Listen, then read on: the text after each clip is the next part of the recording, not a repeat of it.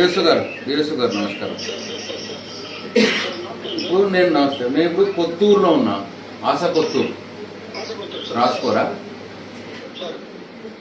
ఇక్కడ ఆశ కొత్తూరు ఒక 25 లారీలు పోయినాయి, ఇంకా 15 లారీలు ఉన్నాయట.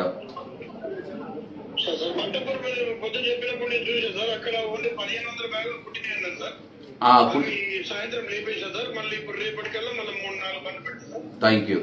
రేపు 3-4 బండ్లు పెడితే బట్టాపూర్ లిఫ్ట్ అయిపోతుందా? Thank you. ఇంకొద్ది ఆశ కొత్తూరు చూడరా.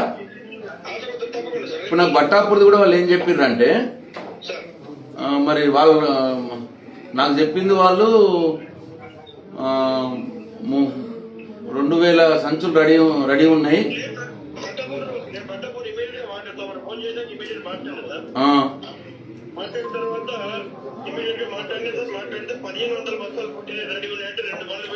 అవి లిఫ్ట్ అయిపోయినాయా? ఇంకొక 4-5 లారీలు పడవచ్చు ఆడ. రేపు పతం చేసేది అది. ఈ ఆశ కొత్తూరు కూడా లిఫ్ట్ చేయింది. ఇంకొక 10-15 లారీలు ఉంటుందట ఈ ఆశ కొత్తూరులో.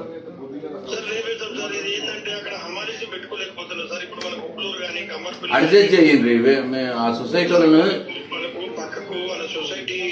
వాళ్ళే ఉన్నారు. మీరు పక్క క్లోజ్ అయిన సొసైటీ వాళ్ళ నుంచి అమారీస్ని పిలిపించుకోండి, కొంచెం ₹1-2 ఎక్కువ ఇచ్చినా వస్తారు. నేను కూడా చెప్తా వాళ్ళకి. మీరు కూడా ఏంటంటే సొసైటీ సెక్రటరీ తోటి మాట్లాడి అరేంజ్మెంట్ చేయించి ఆ పక్క నుంచి అమ్మాయిని ఇంటి తెప్పించడం ఏదో ఒకటి చేసి లిఫ్ట్ చేయించారు. మళ్ళీ వానలు పడితే ఇబ్బంది అవుతుంది డిఎస్ఓ గారు. కమ్మర్పల్లి చైర్మన్ గారికి విజేందర్ రెడ్డి గారితో కూడా ఫోన్ చేయించారు సార్. ఫోన్ చేయించి ఆ సెక్రటరీతో మాట్లాడించిన, మన చైర్మన్ గారితో కూడా మాట్లాడారు సార్. మాట్లాడితే చైర్మన్ గారు కూడా ఓకే అన్నాడు. కమ్మర్పల్లి ఓకే ఉన్నది కానీ ఉప్పులూరులో కొంచెం ఇబ్బంది ఉన్నది సార్. అది కూడా చెప్పాను సార్ నేను. కొంచెం మనకు 2-3 అయిపోతే బషీరాబాద్ అయితే తమరు చెప్పినట్టు డైలీ 5, 6, 7 లాస్ట్కి ఎక్కడికి వచ్చిందంటే సార్ డైలీ 9-10 వాళ్ళు నింపారు సార్. Very good.